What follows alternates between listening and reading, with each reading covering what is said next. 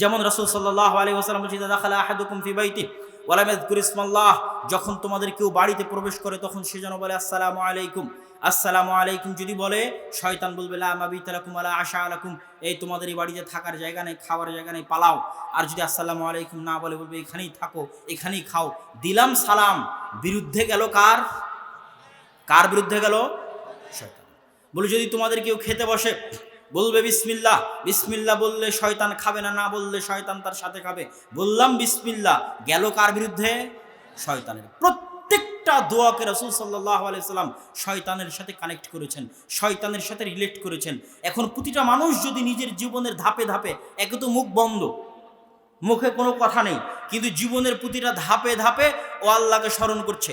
বাড়িতে ঢুকলে বলছে আসসালামু আলাইকুম ওয়া রাহমাতুল্লাহ, বাড়ি থেকে বের হলে বলছে আসসালামু আলাইকুম ওয়া রাহমাতুল্লাহ, বাড়ি থেকে বের হলে বলছে বিসমিল্লাহি তাওয়াক্কালতু আলাল্লাহ লা হাওলা ওয়ালা কুওয়াতা ইল্লা বিল্লাহ, বাথরুমে প্রবেশ করলে বলছে আল্লাহুম্মা ইন্নী আউযু বিকা মিনাল খুবুসি ওয়াল খাবাইস, টয়লেট থেকে বের হলে বলছে গুফরানাকা, গাড়িতে উঠলে বলছে সুবহানাল্লাযী সাখখারা লানা হাযা ওয়া মা কুন্না লাহু মুকরিনিন ওয়া ইন্না ইলা রাব্বিনা লামুনকালিবুন। এইভাবে প্রতিটা ধাপে ধাপে ও দোয়ার ব্যবহার করতেছে। তাহলে ওই ব্যক্তির গোটা শরীরের বাইরে শয়তানের বিরুদ্ধে এমন শক্তিশালী বর্ম, এমন শক্তিশালী বুজ্জ এবং দুর্গ তৈরি হয় যে পৃথিবীর কোনো শয়তানি শক্তি, অনেকগুলো শয়তানি শক্তি আছে, জাদু শয়তানি শক্তি, টোনা শয়তানি শক্তি, বদনজর শয়তানি শক্তি, শয়তানের ওয়াসওয়াসা শয়তানি শক্তি, পৃথিবীর কোনো শয়তানি শক্তি, কোনো জাদু, কোনো টোনা, কোনো বদনজর, কোনো কুদৃষ্টি, কোনো শয়তানের ওয়াসওয়াসা, কোনো কিছু এই বুজ্জই দুর্গ ভেদ করে মানুষের শরীরে প্রবেশ করতে পারবে না। এই প্রত্যেকটা দোয়া হচ্ছে এরকম বিশাল অস্ত্র। দলিল, আরও দলিল পাবেন। রাসূল সাল্লাল্লাহু আলাইহি ওয়াসাল্লাম বলছেন, কেউ যদি রাতে ঘুমানোর সময় আয়াতুল কুরসি পাঠ করে, তাহলে তার পাশে একটা ফেরেশতা নিযুক্ত করা হয়, সকাল পর্যন্ত যেন শয়তান তার কোনো ক্ষতি না করতে পারে। আল্লাহু আকবার। তাহলে এই যে প্রতিটা দোয়া একটা দুর্গ তৈরি করে দিচ্ছে শরীরের বাইরে। এবং বড় বড় জাদুকররাও তাদের বক্তব্যের মধ্যে স্বীকার করেছেন, যেহেতু জাদু সত্য, তারা স্বীকার করেছেন যে যখন তারা জাদু করেন এবং ওই জাদু যদি কোনো 5 ওয়াক্ত সালাত আদায়কারী এবং সব সময় লিসানুন যাকির জিকির করে, এইরকম লিসান জিহ্বাওয়ালা মানুষের বিরুদ্ধে যদি জাদু হয়, তাহলে বাইরে এমন একটা অবয়ব দেখা যায়, এমন একটা অদৃশ্য কিছু থাকে যে জাদু তার পর্যন্ত পৌঁছতে পারে না, তার পর্যন্ত কাজ করতে পারে না, তার পর্যন্ত আক্রমণ করতে পারে না। এইভাবে কোনো বদনজর কোনো কিছুই কাজ করতে পারবে না। কেননা ইসলামের প্রতিটা দোয়া এইভাবে শয়তানের বিরুদ্ধে সাজানো আছে। যখন ছোট বাচ্চাকে কোলে নিচ্ছেন তখন কি বলতে হবে? আউযু বিকালিমাতিল্লাহি তাম্মাহ মিন কুল্লি শাইতান ওয়া হাম্মাহ ওয়া মিন কুল্লি আইনিন লাম্মাহ। অন্য আলতু ফালতু কথা বাদ দিয়ে, আদর যত্নের অসংখ্য কথা বাদ দিয়ে আগে এই দোয়া পড়তে হবে। এটার মাধ্যমে আপনার ছোট বাচ্চাকে আপনি শয়তানের কবল থেকে পরিত্রাণ চাচ্ছেন। নাস, ফালাক, ইখলাস শয়তানের কবল থেকে পরিত্রাণ চাচ্ছেন। আয়াতুল কুরসি, সূরা ফাতিহা, সূরা বাকারার শেষ 2 আয়াত শয়তানের কবল থেকে পরিত্রাণ চাচ্ছেন। সম্মানিত উপস্থিতি, এই সকল আলোচনার সারমর্ম হচ্ছে যে শয়তানের সবচেয়ে ভয়ঙ্কর অস্ত্র জিহ্বা। জিহ্বা বন্ধ, শয়তানকে অচল করে দিলাম। এবার জিহ্বা কাজে লাগিয়ে জান্নাতের দরজা খুলবো। লিসানুন যাকির, জিহ্বাকে আল্লাহর কথা স্মরণকারী করতে হবে প্রতি ধাপে ধাপে, প্রতি পদক্ষেপে। সম্মানিত উপস্থিতি, বক্তব্যের শেষের দিকে মানুষের হৃদয়ের আরও ভয়ঙ্কর অসুস্থতা আছে এবং ভয়ঙ্কর রোগ আছে। সেই ভয়ঙ্কর অসুস্থতা এবং রোগগুলো হচ্ছে লোভ, লালসা, অহংকার, হিংসা, বিদ্বেষ, রাগ। যে মানুষ প্রচণ্ড রাগী ও অসুস্থ, মানসিকভাবে অসুস্থ। যে মানুষ প্রচণ্ড হিংসুটে ও মানসিকভাবে অসুস্থ। যে মানুষ প্রচণ্ড বিদ্বেষী, ওর হৃদয় মানসিকভাবে অসুস্থ, অন্তর অসুস্থ। এবং আল্লাহ কোরআনে বলেছেন ফি কুলুবিহিম মারাজ, মানুষের হৃদয় অসুস্থ হয়। এর কথাটা আল্লাহ সুবহানাহু ওয়া তাআলা কোরআনে স্বীকার করেছেন। যারা মুনাফিক তাদের হৃদয় অসুস্থ, তাহলে যারা অহংকারী তাদের হৃদয় অসুস্থ। এই যে হৃদয়ের অসুস্থতাগুলো, এগুলো থেকে আমরা কিভাবে বাঁচব? এই হৃদয়ের অসুস্থতাগুলো নিয়ে কি জান্নাতে যাওয়া সম্ভব? দেখেন একটা হাদিস যদিও লম্বা, আমি সংক্ষেপে আপনাদের সামনে পেশ করব। আনাস ইবনে মালিক রাদিয়াল্লাহু তাআলা আনহু থেকে বর্ণিত, তিনি বলেন, রাসূল সাল্লাল্লাহু আলাইহি ওয়াসাল্লাম একদিন আমাদের সামনে বসেছিলেন। বাইনামা কুন্না জালিসুন ইনদান নবী সাল্লাল্লাহু আলাইহি ওয়াসাল্লাম, হঠাৎ রাসূল সাল্লাল্লাহু আলাইহি ওয়াসাল্লাম বললেন, সায়াত্তালিউ আলাইকুম রাজুলুম মিন আহলিল জান্নাহ, হে সঙ্গী সাথী, এখনই কিছুক্ষণের মধ্যে তোমাদের কাছে একজন জান্নাতি ব্যক্তি আসবে। আমরা সবাই অপেক্ষায় থাকলাম, কে সেই জান্নাতি ব্যক্তি? দেখি রাজুলুম মিনাল আনসার, একজন আনসারী সাহাবী অজুর পানি দাড়ি থেকে ফেলতে ফেলতে মসজিদে প্রবেশ করছে। দ্বিতীয় দিন রাসূল সাল্লাল্লাহু আলাইহি ওয়াসাল্লামের নিকটে আমরা এভাবে মজলিসে বসেছিলাম। রাসূল সাল্লাল্লাহু আলাইহি ওয়াসাল্লাম বললেন, সায়াত্তালিউ আলাইকুম রাজুলুম মিন আহলিল জান্নাহ, সঙ্গী সাথী কিছুক্ষণের মধ্যে তোমাদের নিকটে একজন জান্নাতি ব্যক্তি আবির্ভাব ঘটবে। দ্বিতীয় দিন দেখি ওই ব্যক্তি প্রবেশ করলো যে ব্যক্তি প্রথম দিন প্রবেশ করেছিল। তৃতীয় দিন একই রকম ঘটনা। রাসূল সাল্লাল্লাহু আলাইহি ওয়াসাল্লাম বললেন, সায়াত্তালিউ আলাইকুম রাজুলুম মিন আহলিল জান্নাহ, একজন জান্নাতি ব্যক্তি তোমাদের মধ্যে এখনই প্রবেশ করবে। আমরা তাকিয়ে দেখলাম ওই ব্যক্তি যিনি প্রথম দিন প্রবেশ করেছিলেন, ওই ব্যক্তি যিনি দ্বিতীয় দিন প্রবেশ করেছিলেন, ওই ব্যক্তি তিনি আজকে তৃতীয় দিন প্রবেশ করলেন। রাজুলুম মিনাল আনসার, একজন আনসারী সাহাবী আব্দুল্লাহ বিন আমর ইবনুল আস বলছেন, আমার অন্তরে প্রতিজ্ঞা হলো যেই ব্যক্তিকে পর পর 3 দিন আল্লাহ রাসূল জান্নাতি বলে ঘোষণা করলেন, একই ব্যক্তিকে পর পর 3 দিন জান্নাতি বলে ঘোষণা করলেন, এই ব্যক্তির আমল কি তা আমি জানতে চাই। আব্দুল্লাহ বিন আমর ইবনুল আস ওই ব্যক্তির কাছে গিয়ে বাহানা করলেন, বাপের সাথে গন্ডগোল ঝগড়ার বাহানা দিয়ে তার নিকটে 3 দিন 3 রাত থাকার অনুমতি চাইলেন। ওই ব্যক্তি 3 দিন 3 রাত থাকার অনুমতি দিল। সাবাতা ইনদাহু সালাসা আইয়ামিন ওয়া লায়ালিন, আব্দুল্লাহ বিন আমর ইবনুল আস তার নিকটে 3 দিন 3 রাত অবস্থান করার পর বলছেন, ফাকানা লা ইয়ারাহু কাসরাতা আমালিন ফিল আইয়ামি ওয়ালা ফিল লাইলি ওয়ালাম ইয়ারাহু মুতাহাজ্জিদান ফিল লাইলি।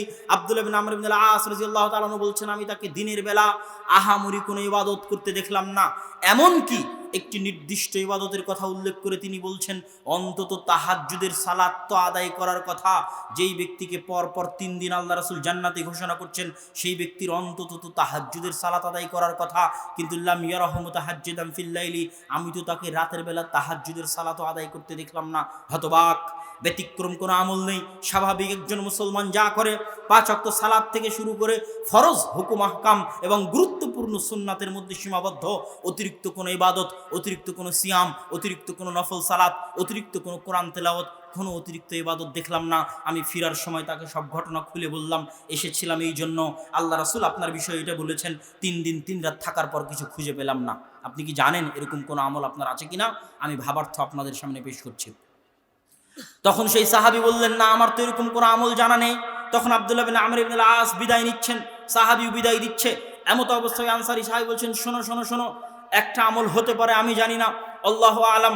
সেটা হচ্ছে, আমি প্রতিদিন ঘুমানোর সময়, যখনই আমি প্রতিদিন বিছানায় যাই, ঘুমাতে যাই, সারা দিন পৃথিবীর যত মানুষজনের সাথে, আত্মীয় স্বজন, পিতা পুত্র, স্ত্রী কন্যা, ভাই বোন, কর্মচারী, লেবার মিস্ত্রি, দোকানপাট, ব্যবসা বাণিজ্য, ব্যাংক ব্যালেন্স, কেউ আমার ক্ষতি করেছে, কেউ আমার বিরুদ্ধে ষড়যন্ত্র করছে, আমি কারো উপর রাগান্বিত হয়েছি, কেউ আমার অফিসের কোনো জিনিস নষ্ট করেছে, আমি ক্ষিপ্ত হয়ে গেছি, কারো ছাগল আমার জমির ধান খেয়ে ফেলেছে, আমি রাগান্বিত হয়ে গেছি, কারো বিরুদ্ধে হিংসা করেছি, কারো বিরুদ্ধে বিদ্বেষ করেছি, সারা দিন দুনিয়ার প্রত্যেক মানুষের সাথে যা যা করেছি, স্ত্রী থেকে শুরু করে, কন্যা থেকে শুরু করে, হয়তো বউয়ের উপর রাগ করে আছি, বাপের উপর রাগ করে আছি, ছেলের উপর রাগ করে আছি।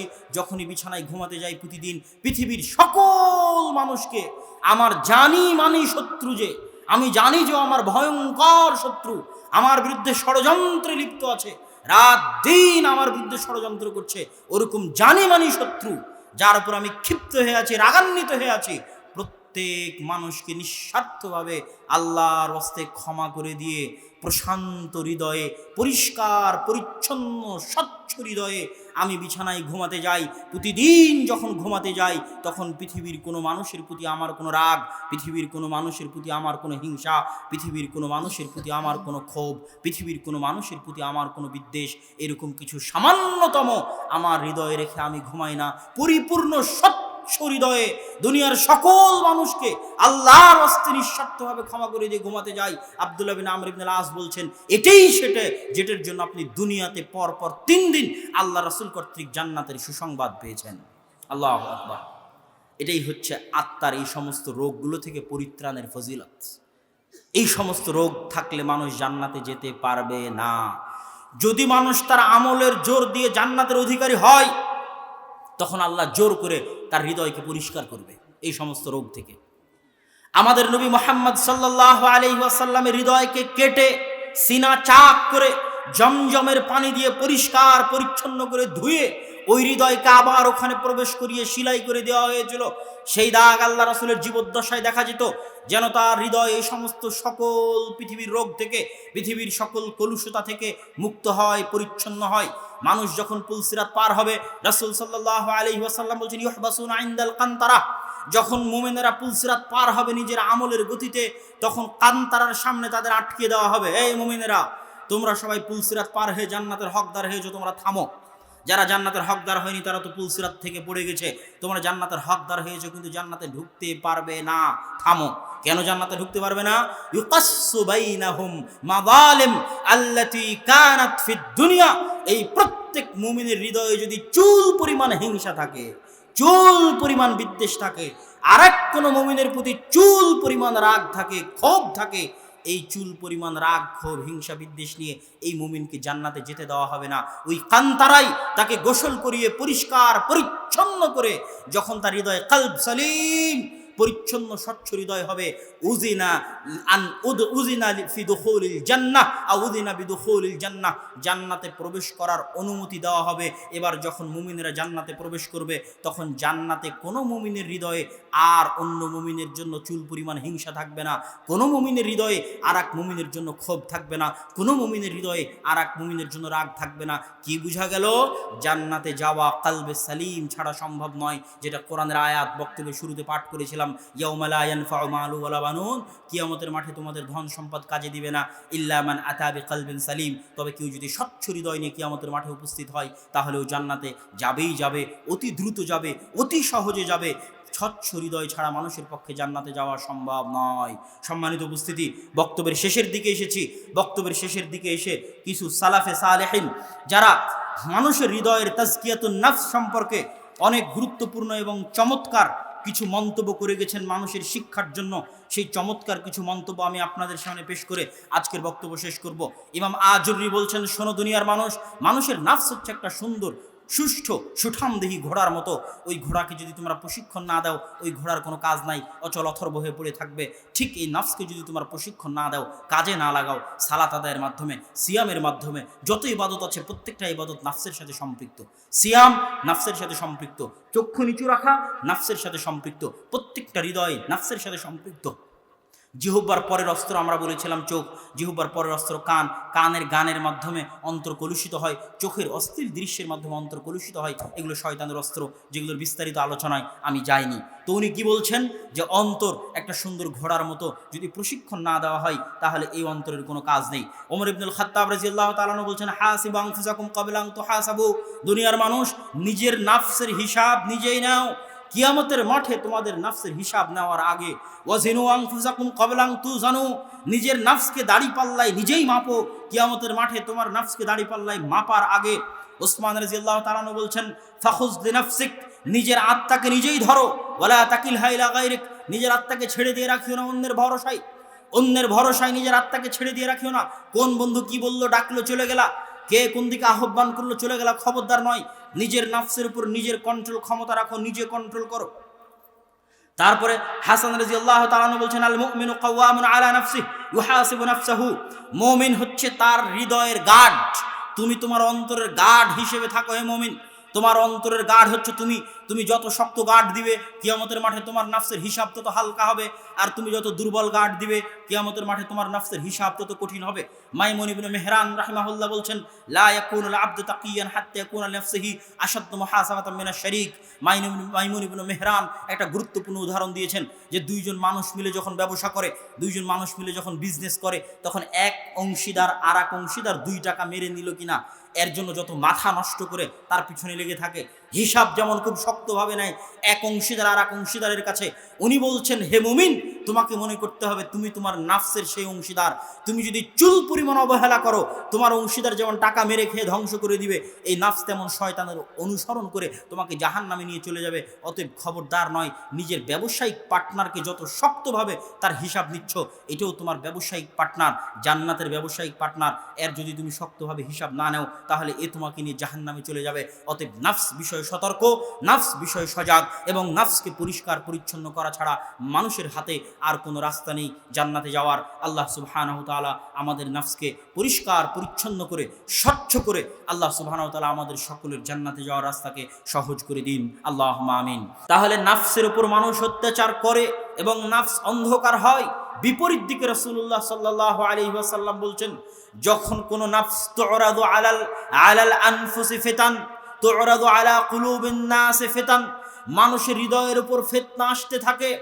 যদি মানুষের হৃদয় ফিতনাকে গ্রহণ করে নেয় তাহলে কালো দাগ পড়ে যায়, পড়তে পড়তে অন্ধকারাচ্ছন্ন হয়ে যায়।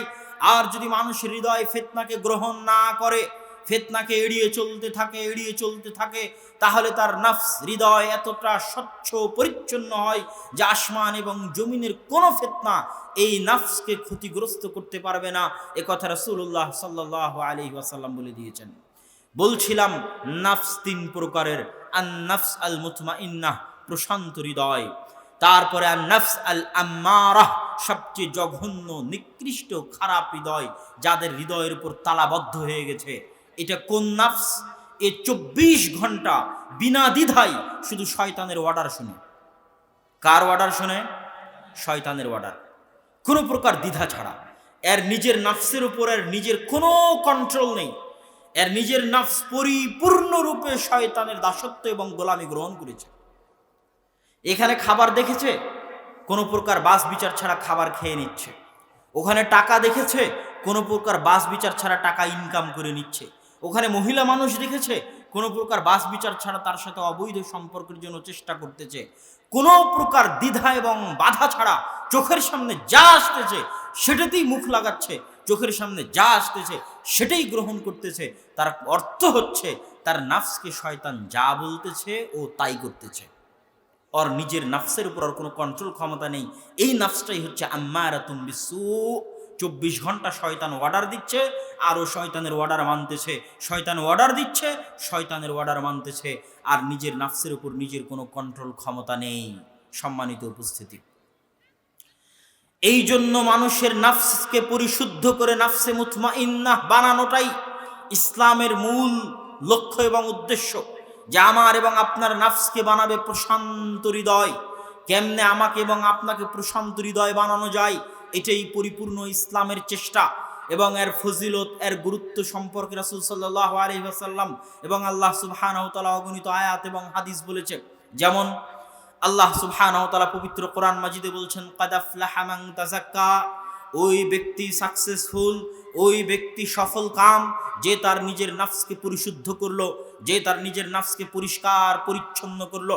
কাদ আফলাহা মান যাক্কাহা ওয়া কাদ খাবা মান দাসসাহা, ওই ব্যক্তি সফল কাম যে নিজের নফসকে পরিষ্কার পরিচ্ছন্ন করলো, আর ওই ব্যক্তি ক্ষতিগ্রস্ত হয়ে গেছে, ধ্বংস হয়ে গেছে যে তার নিজের নফসকে কলুষিত করেছে, ময়লা যুক্ত করেছে, অপরিষ্কার করেছে, অপরিচ্ছন্ন করেছে। কাদ খাবা, সে ধ্বংস হয়ে গেছে, ধূলিসাৎ হয়ে গেছে।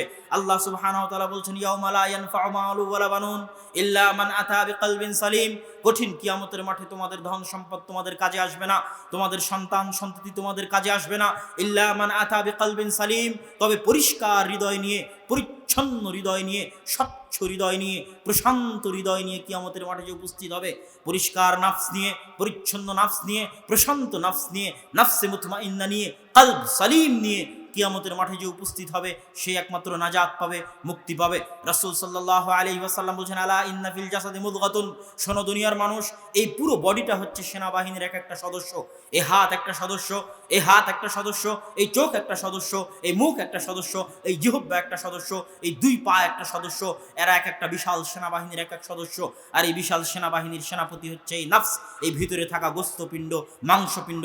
ফাইন সালুহাত, যদি এই নফসকে ঠিক করা যায় বাকি সেনাবাহিনীর সকল সদস্য ঠিক হয়ে যাবে। আর এই নফসকে যদি ঠিক না করা যায়, হাত পা চোখ নাক এরা একটাও ঠিক হবে না। নফস যা বলবে সেটাই করবে এবং ওভাবে পথ ভ্রষ্টতার পথে এগিয়ে যাবে। অতএব তোমাদের জন্য জরুরি কর্তব্য হচ্ছে তোমরা তোমাদের নফসকে ঠিক করো। ইন্নাল্লাহা লা ইয়ানজুরু ইলা আমালিকুম ওয়ালা ইলা আজসাদিকুম বাল ইলা কুলুবিকুম, দুনিয়ার মানুষ, আল্লাহ সুবহানাহু ওয়া তাআলা তোমাদের চেহারা শরীর দেখবেন না, বরং তোমাদের নফস দেখবেন। রাসূল সাল্লাল্লাহু আলাইহি ওয়াসাল্লাম আরো বলেছেন, দুনিয়ার মানুষ, আত্তাকওয়া হা হুনা, আত্তাকওয়া তাকওয়া হাহুনা, আত-তাকওয়া হাহুনা। তোমাদের তাকওয়া তোমাদের বাহ্যিক লেবাসে নেই, তোমাদের তাকওয়া তোমাদের বাহ্যিক পোশাক আশাকে নেই, তোমাদের তাকওয়া তোমাদের বাহ্যিক ইবাদতে নেই, তোমাদের তাকওয়া হাহুনা, এখানে এই হৃদয়ের মধ্যে। আত-তাকওয়া হাহুনা, তোমাদের তাকওয়া এই হৃদয়ের মধ্যে, এই নাফসের মধ্যে। অতএব এই নাফস যদি পরিশুদ্ধ হয়, এই নাফস যদি পরিষ্কার পরিচ্ছন্ন হয়, তাহলে তোমরা জান্নাতে যেতে পারবে। আর এই নাফস যদি পরিষ্কার পরিচ্ছন্ন বিশুদ্ধ না হয়, বাহ্যিক আমল যতই ভালো হোক না কেন, মানুষের পক্ষে জান্নাতে যাওয়া সম্ভব নয়। সম্মানিত উপস্থিতি, একের পর এক আপনাদের সামনে পেশ করতে থাকলাম আল্লাহ সুবহানাহু ওয়া তাআলা এবং তার রাসূল এই নাফসকে পরিষ্কার পরিচ্ছন্ন করার জন্য কত গুরুত্ব দিয়েছেন, কত কঠিন এবং কত কঠোর কথা বলেছেন, কত গুরুত্ব আরোপ করেছেন। অতএব আমাদের জন্য এটাই সবচেয়ে বড় জিম্মেদারি যে আমরা আমাদের নাফসকে রক্ষা করব, আমরা আমাদের নাফসকে হেফাজত করব, বাঁচাবো, পরিষ্কার করব, পরিচ্ছন্ন করব, স্বচ্ছ করব শয়তানের কবল থেকে, শয়তানের কন্ট্রোল থেকে। আমাদের এই নাফসকে বের করে নিয়ে আসতে হবে। এখন আমাদের সকলের হৃদয় শয়তানের কন্ট্রোলে আছে, কম বেশি সকলের হৃদয়ের উপর শয়তানের প্রভাব বিরাজ করছে। আর এই ক্ষমতা আল্লাহ শয়তানকে দিয়েছে। অসংখ্য আয়াত এবং অসংখ্য দলিল আছে। সূরা নাস আপনারা পড়েন, কুল আউযু বিরাব্বিন নাস, মালিকিন নাস, ইলাহিন নাস, মিন শাররিল ওয়াসওয়াসিল খান্নাস, আল্লাযী ইউওয়াসবিসু ফি সুদুরিন নাস। ওই শয়তান থেকে পরিত্রাণ চাই যেই শয়তান মানুষের হৃদয়ে ওয়াসওয়াসা দিতে পারে। রাসূল সাল্লাল্লাহু আলাইহি ওয়াসাল্লাম বলেছেন, মা মিন মাউলুদিন ইল্লা ইয়ামাসসুহু শাইতান। এমন কোন আদম সন্তান জন্মগ্রহণ করেনি যার গায়ে শয়তান স্পর্শ করেনি। হাত্তা ইস্তাহিল্লা সারিখা, শয়তানের স্পর্শে চিৎকার করে কেঁদে ওঠে। ইল্লা মারিয়াম ও ইবনু ঈসা, তবে মারিয়াম এবং তার সন্তান ঈসা আলাইহিস সালামের গায়ে শয়তান স্পর্শ করেনি। তাছাড়া পৃথিবীর সকল নবী রাসূল থেকে শুরু করে সকল ওলিয়া পরহেজগার ব্যক্তির জন্মের পর শয়তান তাদের গায়ে স্পর্শ করেছে। শয়তানের সাথে আমাদের সম্পর্ক চিরন্তন। এমন কোন আদম সন্তান নেই যে আদম সন্তানের দুইটা বন্ধু আছে, কারিনুম মিনাল মালায়েকা ওয়া কারিনুম মিনাশ শাইতান। একটা শয়তান বন্ধু, একটা ফেরেশতা বন্ধু। শয়তান বন্ধু 24 ঘন্টা এই নাফসের মধ্যে ওয়াসওয়াসা দিচ্ছে। রাসূল সাল্লাল্লাহু আলাইহি ওয়াসাল্লাম আরো স্পষ্ট করে বলেছেন, যখন তোমাদের কেউ ফজরের সালাত থেকে ঘুম থেকে উঠতে চায় সালাতের জন্য, তখন শয়তান বলে, নাম নাম ইন্নাল লাইলা লাতাবিল, ঘুমাও ঘুমাও, রাত এখনো অনেক লম্বা আছে, তুমি ঘুমিয়ে থাকো। তাহলে ফজরে যখন আপনি ঘুম থেকে উঠতে চান, রাতের এই শীতের অন্ধকার রাতে ল্যাপের উষুম থেকে ঠান্ডা কনকনে শীতের পানি দিয়ে উজু করার জন্য যখন ওঠেন, তখন যত কথা আপনার মনের মধ্যে জাগে, এই একটা কথাও আপনার নিজের নয়। এই প্রত্যেকটা কথা আপনার অন্তরে কে দিচ্ছে? কে দিচ্ছে? শয়তান। কে দিচ্ছে? শয়তান। এই শয়তানের অস্তিত্বে, আপনার হৃদয়ের উপর শয়তানের যে কন্ট্রোল ক্ষমতা আছে, এই অস্তিত্বে আপনি যত বেশি পরিমাণে বিশ্বাস করবেন, আপনার জন্য হেদায়েতের রাস্তা তত সহজ হবে। এই জন্য রাসূল সাল্লাল্লাহু আলাইহি ওয়াসাল্লাম এবং আল্লাহ সুবহানাহু ওয়া তাআলা নাফসের উপর সবচেয়ে বেশি জোর দিয়েছেন, কেননা এই নাফসের উপর কন্ট্রোল ক্ষমতা আছে শয়তানের। এই জন্য নাফসকে আগে বিশুদ্ধ করতে হবে, প্রশিক্ষিত করতে হবে শয়তানের কবল থেকে বাঁচানোর জন্য। সম্মানিত উপস্থিতি, শয়তানের কবল থেকে আমরা আমাদের নাফসকে কিভাবে বাঁচাবো? আমরা আমাদের নাফসকে কিভাবে পরিশুদ্ধ করব? কি কি করলে আমাদের এই নাফস পরিশুদ্ধ হতে পারে, বিশুদ্ধ হতে পারে? এক, তাওহীদ। প্রত্যেকটা নাফসের সবচেয়ে বড় রোগ হচ্ছে, সবচেয়ে বড় অসুস্থতা হচ্ছে এই নাফস ভীত সন্ত্রস্ত। ইন্নাল ইনসানা খুলিকা হালুআ, ভীত সন্ত্রস্ত। টাকার কাছে ভীত, ক্ষমতার কাছে ভীত, পাওয়ারের কাছে ভীত, অনেক কিছুর কাছে ভীত। এবং এই নাফসের সবচেয়ে বড় সমস্যা হচ্ছে দাসত্ব পছন্দ করে, গোলামি পছন্দ করে। কারো না কারো গোলামি এবং দাসত্ব পছন্দ করে। হয় টাকার গোলামি দাসত্ব করছে, না হয় নারীর দাসত্ব গোলামি করছে, না হয় ফেসবুক ইউটিউব টুইটারের দাসত্ব গোলামি করছে, না হয় ভিডিও গেমের দাসত্ব গোলামি করছে। যদি ভিডিও গেমে একবার ঢুকে বের না হতে পারে, এটা একটা দাসত্ব। যে 2-3 ঘন্টাও বের হতে পারতেছে না, যে বিড়ি সিগারেট খায় ছাড়তে পারে না নেশা, এটা এক প্রকার দাসত্ব। যে জুয়া খেলে ছাড়তে পারে না নেশা, এটা এক প্রকার দাসত্ব। ওর অন্তর ওটার সাথে লেগে গেছে, ওইটার দাস হয়ে গেছে অন্তর। বিড়ি সিগারেট ছাড়া অন্তর চলছে না, মানে হৃদয় ওই বিড়ি সিগারেটের সাথে কানেক্টেড হয়ে গেছে এমনভাবে যে এটা আবার দাস এবং গোলামে পরিণত হয়ে গেছে। ওই ভিডিও গেম ছাড়াও থাকতে পারছে না, আত্মহত্যা করবে কেন? ওর এই নাফস ওই ভিডিও গেমের গোলাম হয়ে গেছে, ওইটা ছাড়া টিকতে পারবে না। এই নাফসের মধ্যে জন্মগত সবচেয়ে খারাপ স্বভাব হচ্ছে দাসত্ব। যে কোনো কিছুর দাসত্ব করে বসতে পারে, শয়তানের দাসত্ব করে। এমনকি পৃথিবীতে এমন মানুষ আছে যারা জেনে বুঝে শয়তানের দাসত্ব করে। আমরা যারা এখানে উপস্থিত আছি, আমরা নিজেদের অজান্তে শয়তানের দাসত্ব করি, শয়তানের গোলামি করি। কিন্তু পৃথিবীর এমনও মানুষ আছে যারা জেনে বুঝে শয়তানের গোলামি করে। কিছুদিন আগে একটা উৎসব গেল, হ্যালোউইন উৎসব, যেখানে ভূতের মতো আকৃতি চেহারার সামনে লাগিয়ে ইউরোপ আমেরিকা থেকে শুরু করে ভারত, বাংলাদেশ, পাকিস্তান, এমনকি সৌদি আরবের মতো দেশে পর্যন্ত হ্যালোইন উৎসব হয়েছে। এই হ্যালোইন উৎসবটা মূলত ইচ্ছা করে শয়তানের ইবাদত করা, তাআব্বুদুশ শয়তান। আমরা যেমন ইচ্ছা করে আল্লাহর ইবাদত করি, এই হ্যালোইন উৎসবটা হচ্ছে জেনে বুঝে কাকে খুশি করা? কাকে খুশি করা? শয়তানকে। জেনে বুঝে শয়তানকে খুশি করা। এরকম পৃথিবীতে অসংখ্য মানুষ আছে যারা ইচ্ছাকৃত শয়তানকে খুশি করে। এবং শয়তানের সাথে মানুষের যোগাযোগ হতে পারে, শয়তানের সাথে মানুষের কথোপকথন হতে পারে। আবু হুরায়রা রাদিয়াল্লাহু তাআলা আনহুর সাথে যদি শয়তানের কথোপকথন হয়, আল্লাহ রাসূলের যুগে সাদাকার মাল পাহারা দিতে গিয়ে তিন দিন শয়তানের সাথে কথা বলেছে। আব্দুল্লাহ বিন মাসউদ রাদিয়াল্লাহু তাআলা আনহু বলছেন, অপরিচিত মানুষ তোমাদের সামনে মিথ্যা হাদিস বর্ণনা করে চলে যাবে। বর্ণনা করে চলে যাওয়ার পর তোমরা বলবে অমুক অমুক দেখতে একজনই হাদিস বলেছিল, কিন্তু বাস্তবে ওই মানুষকে খুঁজে পাবে না। জেনে রাখো শয়তান। রাসূল সাল্লাল্লাহু আলাইহি সাল্লামের হাদিস যে অপরিচিত মানুষ, শয়তান অপরিচিত মানুষের রূপ ধারণ করে হাদিস বর্ণনা করে চলে যাবে, তোমরা বুঝতে পারবে না। এই জন্য আমি বলি যে আজকের ইউটিউবে যদি মানুষের চেহারাবিহীন কোনো অডিও পাওয়া যায়, তো ওই অডিও শয়তানও দিতে পারে, এতে কোনো সন্দেহ নেই, দিতে পারে শয়তান অডিও। এবং পৃথিবীতে যারা ইচ্ছাকৃত শয়তানের দাসত্ব করতেছে, তাদের সাথে শয়তানের যোগাযোগ এবং সম্পর্ক হতে পারে। কিন্তু আমরা যারা শয়তানের দাসত্ব এবং গোলামি করতেছি, তারা বেশিরভাগ না জেনে শয়তানের দাসত্ব করতেছি। এই যে আমাদের নফস গোলাম হয়ে গেছে, আমাদের নফস বিক্রি হয়ে গেছে, এটার থেকে এই নফসকে স্বাধীন করতে পারে, আজাদ করতে পারে তাওহীদ। আল্লাহ সুবহানাহু ওয়া তাআলার একচ্ছত্র আধিপত্য বিশ্বাস, আল্লাহর একত্ববাদী বিশ্বাস। তাওহীদের উপর আমার বিস্তারিত বক্তব্য আছে, আল্লাহর পরিচয়ের উপর বিস্তারিত বক্তব্য আছে, সেখান থেকে শুনবেন। আজকে শুধু এতটুকু বলছি, আমাদের নফসের সবচেয়ে বড় রোগ দাসত্ব, আমাদের নফসের সবচেয়ে বড় রোগ ভীত সন্ত্রস্ত। যে কেউ ভয় দেখাতে পারে। কবিরাজ ভয় দেখিয়ে দিবে যে আপনার ছেলেকে যদি তাবিজ না লাগানো হয় মরে যাবে, ভয়, ডর কা বিজনেস। অমুক বলে দিবে যে পীরের যদি আনুগত্য না করো, ওই কবরে যদি সিজদা না করো, ওই ওলিয়া আউলিয়ার কাছে যদি না যাও, হিন্দুরা বলবে অমুক দেবীর যদি পূজা না করো, উপরওয়ালা খুশি হবে না, ভয়। ইন্নাল ইনসানা খুলিকা হালুআ। এই তুমি যদি দাড়ি রাখো তোমার চাকরি বাদ, আর চাকরি বাদ হলে তুমি খাবা কি? ভয়, রিজিকের ভয়। এই তুমি যদি সন্তান সন্ততি নাও, কি দিয়ে খাওয়াবা, কি দিয়ে পড়াবা?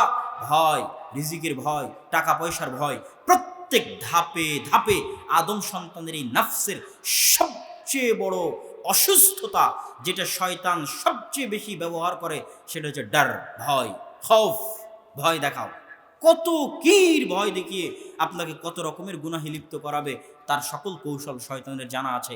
এই সকল ভয় থেকে ঊর্ধ্বে উঠতে পারে নফস যখন নফসের মধ্যে তাওহীদ প্রবেশ করে। অতএব তাওহীদ সম্পর্কে আপনাদের জানতে হবে। বিস্তারিত অন্য বক্তব্য থেকে তাওহীদ সম্পর্কে জেনে নেবেন। 2, আপনার নফস এবং আমার নফস আজকে যে শয়তানের দাসত্ব এবং গোলামি করতেছে, কলুষিত, অপরিষ্কার, অপরিচ্ছন্ন হয়ে গেছে।